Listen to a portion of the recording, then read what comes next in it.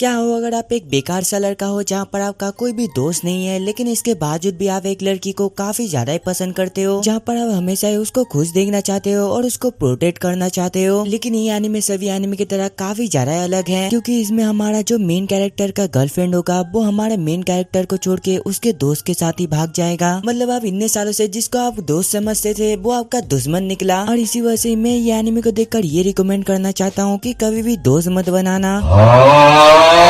लेकिन ट्विस्ट तो तब आता है जब ये पूरी दुनिया के ऊपर एक वायरस फैल जाए, जहाँ पर ये वायरस की वजह से धीरे धीरे करके सभी इंसान ज़ॉम्बी में ट्रांसफॉर्म होने लग जाए। और इसी वजह से आप ये सोचने लग जाओ कि इस बार तो आप अपने क्रश को बचाकर उसको पटा लोगे। तो आखिरकार आगे क्या होने वाला है, क्या आप उसको बचाकर दोबारा पटा भी पाओगे या फिर नहीं। और ये वीडियो काफी ज्यादा इंटरेस्टिंग होने वाला है, इसी वजह से वीडियो को एंड तक देखना। और इसी के साथ साथ अगर अभी तक आप लोगों ने हमारा व्लॉगिंग चैनल को सब्सक्राइब नहीं किया हो तो जल्दी से जाकर सब्सक्राइब करो, क्योंकि कल ही हमारे व्लॉगिंग चैनल पे एक ब्लॉग आएगा जो कि काफी ज्यादा मजेदार होने वाला है। और वैसे भी आप लोगों को पता ही होगा कि आखिरकार कल क्या है, और अगर याद नहीं है तो मैं बता देता, कल हमारा डेमन स्लेयर का न्यू मूवी आने वाला है। और इसी वजह से अगर अभी तक आप लोगों ने हमारा व्लॉगिंग चैनल को सब्सक्राइब नहीं किया हो तो जल्दी से जाकर सब्सक्राइब करो। कहानी के स्टार्टिंग में हम लोग एक लड़के को देखते हैं जिसका नाम तकाशी है, और इसको देख के आप लोग ये मत सोचना कि ये ककाशी का बेटा तकाशी है।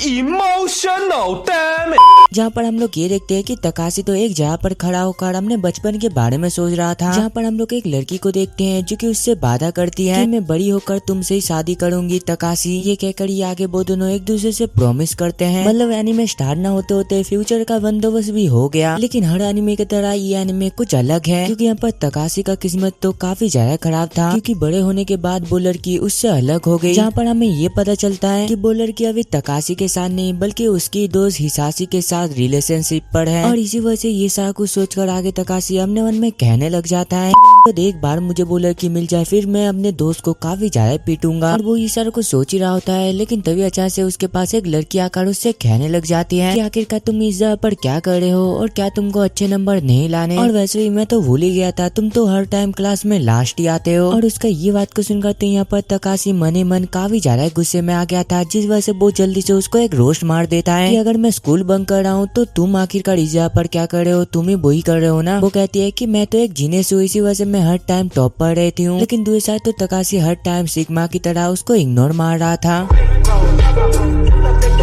और उसको ऐसा करते हुए देखकर आगे साया उससे कहने लग जाती है कि तुम ये सारा कुछ इसलिए कर रहे हो ना क्योंकि तुम्हारा बचपन का क्रश तुमको छोड़कर यहाँ से चली गई। और इसी वजह से मैं तुमको पहले ही बता दूं कि तुम जो मर्जी कर लो वो लड़की तुमको भाव भी नहीं देने वाली। ये कहकर वो चुपचाप वहाँ से चली जाती है। और उसका ये बात को सुनकर तभी तकाशी एक चीज को सोचने लग जाता है। जब हिसाशी वो लड़की से तकाशी के बारे में बातें कर रहा था, जहाँ पर राय उससे कहने लग जाती है कि तकाशी कभी भी मेरे दिल की बात समझ नहीं पाता, और जब भी मैं उसके साथ बातें करती थी उसको कुछ भी समझ नहीं आता था, और यही वो रीजन है जिस वजह से मैंने तकाशी को छोड़ दिया। और ये सब कुछ सोच के तकाशी दुखी हो ही रहा होता है, लेकिन तभी अचानक से वो ये देखता है कि स्कूल के गेट के सामने कोई अपना सर मार रहा है, जो देखकर उस जगह पर कुछ टीचर आकर उसका कॉलर को पकड़ते हुए उससे कहने लगते हैं लगता है तू ऐसे नहीं सुधरेगा, इसी वजह से तुझे पीटना ही पड़ेगा। लेकिन तभी अचानक से वो बंदा टीचर के हाथ पर काट लेता है, जिस वजह से आगे कुछ ही सेकंड के अंदर वो टीचर तड़पते तड़पते मर जाता है। और आगे जब भी बाकी सभी टीचर उसको चेक करने के लिए जाते हैं, अचानक से वो टीचर उठ जाता है। और उसको ठीक देखकर एक टीचर उसके पास जाकर उससे कहने लग जाती है कि मुझे ऐसा लग रहा था कि आप तो मर चुके हैं, लेकिन आप तो यहाँ पर बिल्कुल सही सलामत हो। लेकिन तभी इतने में वो टीचर जो मर गया था वो अचानक से वो टीचर के ऊपर अटैक करके उसको काट लेता है, जहाँ पर वो लोग इस तरीके से एक दूसरे को काटने लग जाते हैं। और ये सारा कुछ देखकर तो दूसरी साइड तकाशी को भी सारा कुछ पता चल गया था कि आखिरकार यहाँ पर क्या चल रहा है। और इसी वजह से आगे वो जल्दी से क्लासरूम पे जाकर रे से कहने लग जाता है कि जल्दी से तुम मेरे साथ चलो। और तभी इतने में उसका बॉयफ्रेंड हिसाशी आकर उससे कहने लग जाता है आखिरकार क्या हुआ, जिस पर आगे तकाशी भी उसको सारा कुछ बता देता है कि आखिरकार स्कूल के गेट के सामने अभी अभी क्या हुआ। और उसका ये बात को सुनकर जल्दी से रे अपना हाथ को छुड़ा कर उससे कहने लग जाती है कि मैं तुम्हारे साथ बिल्कुल भी नहीं जाऊंगी, क्योंकि हम दोनों का पहले ही ब्रेकअप हो चुका है। ये कहकर आगे वो कुछ और बोले, इससे पहले तकाशी उसको एक थप्पड़ मारता है। और ये देखकर तो मैं अपने मेन कैरेक्टर तकाशी का काफी बड़ा फैन बन गया, क्योंकि जो जैसा करता है उसके साथ भी ठीक वही करना चाहिए। और यहाँ पर दिखने में भी तकाशी काफी ज्यादा सीरियस लग रहा था। और उसको सीरियस देखकर दुएसा हिसासी भी समझ जाता है कि कुछ न कुछ गड़बड़ है और इसी वजह से आगे वो तीनों ही जल्दी से वहाँ से जाने लग जाते हैं। जहाँ पर तकाशी जाती है उन दोनों को बताने लग जाता है कि वो लोगों को देखकर तो मुझे ज़ॉम्बी की तरह लग रहा था और इसी वजह से जल्दी से तुम सभी अपना अपना वेपन को उठा लो। और अपना वेपन को उठाने के बाद जल्दी से तकाशी रे को अपना फोन देता है, क्योंकि यहाँ पर रे अपने फादर से ये सब के बारे में पूछना चाहता था। लेकिन जब भी वो अपने फादर को कॉल करती है यहाँ पर तो लाइन बिजी आ रही थी और तभी अचानक से प्रिंसिपल अनाउंसमेंट करने लग जाती है कि सारे स्टूडेंट जितना हो सके जल्दी से यहाँ से भाग जाओ, क्योंकि असल में हमारे स्कूल के ऊपर हमला हो गया है। ये सारा कुछ वो अनाउंसमेंट पर बताई रही होती है, लेकिन तभी अचानक से वो भी मारी जाती है। जहाँ पर टीचर चिल्ला रही थी कि प्लीज मुझे कोई बचाओ और ये सुनकर तो यहाँ पर सभी स्टूडेंट काफी ज्यादा डर गए थे। और इसी वजह से आगे हिरानो नाम का एक मोटा सा बंदा छुप छुप कर क्लासरूम से भागने लग जाता है। लेकिन तभी इतने में उसके पास साया आकर उससे कहने लग जाती है कि आखिरकार तुम कहाँ भाग रहे हो और मुझे सारा कुछ पता है, इसी वजह से तुम धीरे से बात करो। लेकिन तभी हम लोग ये देखते हैं प्रिंसिपल का बात सुनने के बाद सभी स्टूडेंट डर के मारे वहाँ से भागने लग जाते हैं। और दूसरे हम लोग तकाशी को देखते हैं जो कि उन दोनों को लेकर एक सेफ जगह पर जा रहा था। लेकिन तभी अचानक से उन लोगों के सामने एक टीचर दिखता है जो कि बिल्कुल ज़ॉम्बी बन चुका था। जहाँ पर वो टीचर जल्दी से रे के ऊपर अटैक करने लग जाता है और उसको अटैक करता हुआ देखकर रे जल्दी से अपने वेपन के मदद से उसको वहाँ पर ही मार देती है। और मुझे यहाँ पर समझ नहीं आ रहा था कि आखिरकार हर टाइम फाइट करते हुए यहाँ पर सभी लड़कियों का पैंटेस क्यों दिख रहा है। जहाँ पर हम लोग ये देखते हैं कि टीचर के ऊपर हमला करने के बावजूद भी वो मरा नहीं था और आगे वो टीचर रे को काटे इससे पहले उस जगह पर हिसासी आकर उसको पकड़ लेता है। लेकिन यहाँ पर तो वो ज़ॉम्बी कुछ ज्यादा ही पावरफुल था, जहाँ पर वो जल्दी से अपना सिर को घुमाकर हिसासी को काट लेता है। और टीचर को ऐसा करते हुए देखकर आगे तकाशी और रे मिलकर उसको बचाने की कोशिश करते हैं। लेकिन यहाँ पर तो काफी कोशिश करने के बावजूद भी वो ज़ॉम्बी मर नहीं रहा था, जो देखकर दूसरे तकाशी को सारा कुछ समझ आ जाता है कि यहाँ पर टीचर तो पहले ही मारा जा चुका है। इसी वजह से आगे वो जल्दी से एक बैट से वो टीचर के ऊपर अटैक करके उसको वहाँ पर ही खत्म कर देता है। और तभी अचानक से वो लोग दूसरी साइड एक ज़ॉम्बी को देखते हैं जो कि जबरदस्ती एक लड़की को पकड़कर उसको खा रही थी। और वो ज़ॉम्बी को ऐसा करता हुआ देखकर तकाशी कहने लग जाता है कि हम तीनों इस तरीके से एक साथ बिल्कुल भी लड़ नहीं सकते। और इसी वजह से आगे वो लोग जल्दी से स्कूल के छत पर चले जाते हैं, जहाँ पर वो लोग ये देखते हैं कि पूरी सिटी पे तो पूरा तबाही मच चुका था। और ये सारा कुछ देखकर तो यहाँ पर इन लोगों को कुछ भी समझ नहीं आ रहा था कि आखिरकार यहाँ पर चल क्या रहा है। और तभी अचानक से उन लोगों के ऊपर से आर्मी का हेलीकॉप्टर गुजरते हैं और भाई गुजरने के टाइम पर भी पैंटेस दिखाना क्या सही था। और यहाँ पर हेलीकॉप्टर को देखकर रे जल्दी से आवाज लगाने की कोशिश करती है, लेकिन दूसरी साइड तो वो सभी हेलीकॉप्टर उन लोगों को बिल्कुल भी ध्यान नहीं देते हैं, जहाँ पर वो लोग चुपचाप यहाँ से निकल लेते हैं। हिसासी कहता है कि वो लोग जरूर कोई और मिशन पर होंगे और इसी वजह से मुझे जितना दूर पता है वो लोग यहाँ पर हमें बचाने के लिए बिल्कुल भी नहीं आएंगे। और दूसरे हम लोग दो लड़कियों को देखते हैं जो कि बातें करती हुई यहाँ से भाग रही होती है, जहाँ पर वो लोग ये बातें कर रहे थे कि हम लोग को कुछ भी नहीं होगा क्योंकि हम लोग एक साथ है। लेकिन तभी इनमें से उन दोनों लड़कियों में से एक लड़की का पैर को एक ज़ॉम्बी काट लेता है, जो देखकर जल्दी से उसकी दोस्त उसको लात मारकर नीचे गिरा देता है। और इस वजह से तो यहाँ पर वो सभी ज़ॉम्बी मिलकर एक साथ वो लड़की को बुरी तरीके से खा रहे थे। लेकिन तभी इतने में वो दूसरी लड़की के पीछे भी काफी सारे ज़ॉम्बी आकर उसको पकड़ लेते हैं। और दूसरे हम लोग एक टीचर को देखते हैं जो कि एक पागलों की तरह बातें करते करते भाग रहा था, जहाँ पर वो कहने लग जाता है कि मुझे यकीन है ये एक सपना है और इसी वजह से मुझे जल्दी से उठकर ड्यूटी के लिए जाना होगा। ये कहकर वो टीचर खिड़की से कूद जाता है, जिस वजह से वो वहाँ पर ही मारा जाता है। और दूसरा हम लोग एक लड़की को देखते हैं जो कि ज़ॉम्बी के साथ फाइट कर रही थी। और दूसरा हम लोग तकाशी को देखते हैं जो कि एक दूसरे के साथ बातें कर रहे थे कि ये सभी असल में एक ज़ॉम्बी है और जिसको भी ज़ॉम्बी काट लेते हैं वो भी इन लोगों की तरह एक ज़ॉम्बी बन जाता है। और वो लोग एक दूसरे के साथ बातें कर ही रहे होते हैं, तभी इतने में उन लोगों के सामने काफी सारे ज़ॉम्बी आ जाते हैं, जो देखकर आगे वो लोग लड़ते हुए जल्दी से स्कूल के एकदम टॉप पर पहुंच जाते हैं। और यहाँ पर तो वो लोगों ने एक साथ मिलकर वो गेट को लॉक कर दिया था, जहाँ पर हम लोग ये देखते हैं कि धीरे धीरे करके तो हिसासी की हालत काफी ज्यादा खराब होता जा रहा था। और ऐसा इसलिए था क्योंकि पहले उसको एक ज़ॉम्बी ने काट लिया था, इसी वजह से वो कुछ ही देर में एक ज़ॉम्बी बन जाएगा। और इसी वजह से आगे वो जल्दी से अपने दोस्त तकाशी से कहने लग जाता है कि मैं वो सभी ज़ॉम्बी की तरह बिल्कुल भी नहीं बनना चाहता और इसी वजह से प्लीज तुम मुझे ज़ॉम्बी बनने से पहले ही मार दो। और यहाँ पर धीरे धीरे करके तो उसका हालत काफी ज्यादा खराब बनता जा रहा था, जहाँ पर हम लोग ये देखते हैं कि हिसासी अचानक से वहाँ पर ही रुक जाता है और उसको शांत देकर जब भी रे उसको जगाने की कोशिश करती है। तकाशी जल्दी से उसको साइड ले जाते हुए उससे कहने लग जाता है कि तुम जल्दी से इसके सामने से हट जाओ क्योंकि ये अब हिसासी नहीं रहा, क्योंकि ये एक ज़ॉम्बी बन चुका है। और इसी वजह से आगे तकाशी सीधा जाकर उसका सिर को फोड़ देता है और इसी वजह से तो यहाँ पर हिसासी मारा गया था, जिस वजह से रे उससे कहने लग जाती है कि आखिरकार तुमने ऐसा क्यों किया और वैसे भी मैंने तो तुमसे नहीं कहा था कि तुम मुझे बचाओ। अरे पगली, ये तकाशी अगर तुझे नहीं बचाता तो तू कब का ज़ॉम्बी बन चुका होता। जहाँ पर रोते हुए उससे कहने लग जाती है मैं समझ गई तुम हिसासी से जलते हो, मैंने सही कहा ना? और ऐसा इसलिए है क्योंकि मैंने तुम्हें छोड़कर इसके साथ रिलेशनशिप पे आ गया था। और उसका ये सारा कुछ बातें सुनकर तकाशी भी चुपचाप वहाँ से जाने लग जाता है और उसको यहाँ से जाते हुए देखकर रे उससे पूछने लग जाती है कि आखिरकार तुम कहाँ पर जा रहे हो। वो कहता है कि मुझे ऐसा लगता है कि तुम मुझे काफी ज्यादा हेट कर रहे हो, इसी वजह से मैं यहाँ से जा रहा हूँ। और उसको ऐसा करता हुआ देखकर जल्दी से रे उसके पास जाकर उसको रोक लेती है, जहाँ पर वो उससे कहने लग जाती है कि प्लीज तुम मुझे यहाँ से छोड़कर मत जाओ। मतलब कुछ भी थोड़ी देर पहले ये लड़की काफी बड़ी बड़ी बातें कर रही थी कि आखिरकार तुमको किसने कहा मुझे बचाने के लिए, और अभी ये हमारे मेन कैरेक्टर को रोककर ये कह रहा है कि प्लीज मुझे छोड़कर मत जाओ। और ये कहते कहते तो यहाँ पर एक काफी ज्यादा रो रही थी और उसको इतना ज्यादा रोता हुआ देखकर तो तकाशी का दिल भी पिघल गया था। इसी वजह से आगे वो जल्दी से जाकर उसको हक कर लेता है, जो करकड़ी आगे तकाशी अपने मन में कह रहा होता है ये पहली बार है जब मैं अपने बचपन के क्रश को इस तरीके से हक कर रहा हूँ। और दूसरा हम लोग हीरो ने और साया को देखते हैं जो कि ज़ॉम्बी से बच कर भाग रहे होते हैं, जहाँ पर भागते हुए हीरो ने उससे कहने लग जाता है कि हमें जल्दी से स्टाफ रूम के तरफ जाना चाहिए। और उसका ये बात को सुनकर साया रुक कर उससे कहने लग जाती है कि जल्दी से उस तरफ देखो, जहाँ पर वो लोग ये देखते हैं कि कुछ बच्चे स्टाफ रूम के अंदर गए थे, लेकिन जब भी दरवाजा खुलता है उसके अंदर से काफी सारा ज़ॉम्बी बाहर निकलता है और आगे कुछ ही देर के अंदर वो सभी ज़ॉम्बी मिलकर उन सभी स्टूडेंट को खा लेते हैं। साया कहती है कि वो लोगों ने भी बिल्कुल तुम्हारी तरह सोचा था। ये कहकर आगे वो जल्दी से CID का डायलॉग कहती है, ऐसे हालात में बेहतर यही है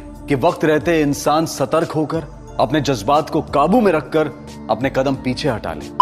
और दूसरा हम लोग रे को देखते हैं, जहाँ पर वो ये देखती है कि धीरे धीरे करके शाम हो रही थी, जहाँ पर वो लोग ये देखते हैं कि यहाँ पर धीरे धीरे करके सभी ज़ॉम्बी भी अंदर आ रहे थे, जो देखकर आगे रे उससे फोन मांगते हुए उससे कहने लग जाती है कि शायद मैं अपने फादर को दोबारा कॉल करके यहाँ पर बुला सकती हूँ। ये बताकर वो जल्दी से अपने फादर का प्राइवेट नंबर पर कॉल करती है, लेकिन नेटवर्क कम होने की वजह से तो यहाँ पर रे का फादर को कुछ भी सुनाई नहीं दे रहा था, जिस वजह से वो कहने लगते हैं कि अच्छा तकाशी तुम हो और जल्दी से बताओ आखिरकार मेरी बेटी कैसी है। और मैं तुम्हें बता दूं कि अभी का हालात बिल्कुल भी सही नहीं है और इसी वजह से तुम दोनों अभी एक सेफ जगह पर छुप कर रहना। ये बताकर ये आगे रे का फादर जल्दी से कॉल को कट कर देता है, जो सुनकर रे काफी ज्यादा रोते हुए कहने लग जाती है कि मेरे फादर को मेरा आवाज बिल्कुल भी सुनाई नहीं दी, जहाँ पर मेरे फादर को ये तक भी नहीं पता कि मैंने असल में कॉल किया है। और दूसरा हम लोग हीरोने को देखते हैं जो कि साया से कह रहा होता है कि हमें जल्दी से पुलिस को कॉल करना चाहिए, जिस वजह से कुछ ही देर में इस जगह पर काफी सारे पुलिस आ जाएंगे। मतलब भाई तेरे को समझ नहीं आ रहा है, इस जगह पर असल में ज़ॉम्बी अटैक हो चुका है और ये स्कूल पर ही नहीं बल्कि पूरे सिटी पर तबाही मच चुका है और तू अभी पुलिस को कॉल करके बोलेगा कि प्लीज हमें बचा लीजिए, आज ही घंटा पुलिस अभी सिटी को नहीं संभालेंगे बल्कि ये स्कूल पे तुम दोनों को बचाने के लिए इस जगह पर आएंगे। मतलब हद होता है भाई, तेरे दिमाग पर घोसा भरा हुआ है क्या? और वो लोग बातें कर ही रहे होते हैं, लेकिन तभी अचानक से उस जगह पर एक ज़ॉम्बी आ जाता है और यहाँ पर एक ज़ॉम्बी को देखकर वो दोनों जल्दी से यहाँ से भागने लगते हैं। और दूसरी साइड हम लोग को नर्स का रूम दिखाया जाता है, जहाँ पर जब भी एक स्टूडेंट अपने दोस्त को एक ज़ॉम्बी बनते हुए देखता है वो उसको एक चीज से काफी ज्यादा मारते हुए कहने लग जाता है कि प्लीज मुझे माफ कर देना। और तभी हम लोग उस जगह पर एक नर्स को देखते हैं जिसका नाम शिजुका था। और मैं पहले ही बता दूं कि ये लड़की डोरेमोन वाला शिजुका नहीं है बल्कि कोई और है, लेकिन जब भी वो नर्स इधर उधर भाग रही थी कुछ अजीब ही साउंड हो रहा था। और इसी वजह से जो स्टूडियो ने ये एनिमे बनाए हैं, मैं उन लोगों से एक ही चीज कहना चाहता हूँ, क्या भाई तुम लोगों ने कोई वाइन पीकर ये एनिमे को बनाया था क्या? लेकिन कोई बात नहीं, जो भी है मस्त है। और वो नर्स को ऐसा करते हुए देखकर वो स्टूडेंट उससे कहने लग जाता है कि शिजुका सेन से हमें जल्दी से यहाँ से भाग जाना चाहिए। वो कहती है कि प्लीज तुम थोड़ी देर इस जगह पर रुक जाओ, लेकिन तभी इतने में खिड़की को तोड़कर उस जगह पर काफी सारे ज़ॉम्बी आ जाते हैं। और आगे जब भी वो बंदा शिजुका सेंसे को बचाने की कोशिश करता है, अचानक से उसके पास एक ज़ॉम्बी आकर उसको भी काट लेता है। कर